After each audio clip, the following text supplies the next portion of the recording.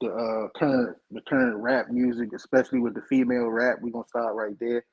We're gonna start with Sexy Red and the tracks that she dropped. Um, it's real crazy. What it do to these little girls. Especially I'm even go between ages 8. Between it started even at ages 8 all the way to 13. These little girls is influenced by this, and what it is that you hear these lyrics, they foul, it's degrading, but it's successful, and I think the success is the reason why it's popular to go around stating, word for word what Sexy Red be saying on these tracks. Now, the problem is with the influence part is that most of these kids today that's saying that, little girls or whatever, is coming from single mom households, because I can't imagine, a dad letting his daughter walk around the house quoting Sexy Red lyrics word for word. I just don't see that happen. I don't even think they'll let their son do it word for word. I bang on whoever word for word like that.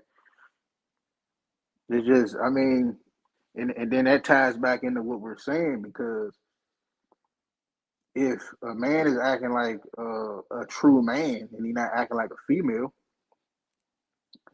he's gonna instill order with the kids.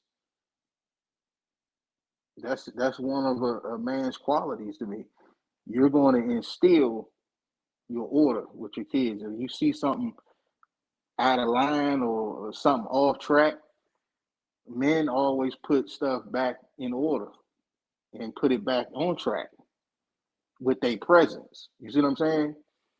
And I think that's what the kids is missing. That's why they can say these lyrics so freely, and they real extra with it and real disrespectful with it, because they're missing that presence.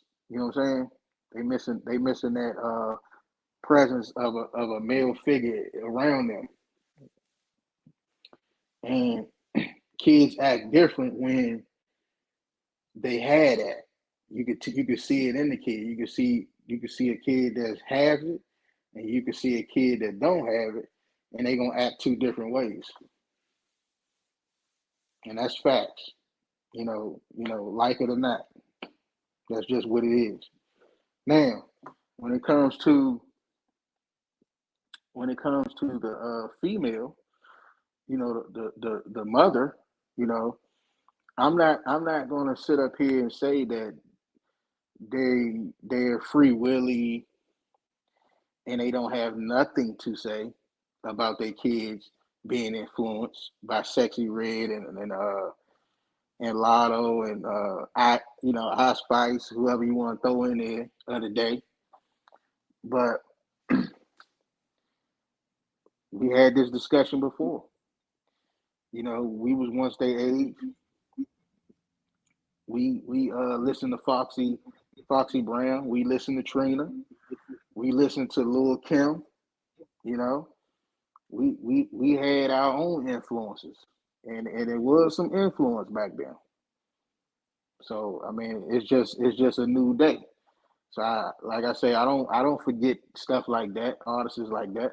It's just a reincarnation of what we used to see. That's all.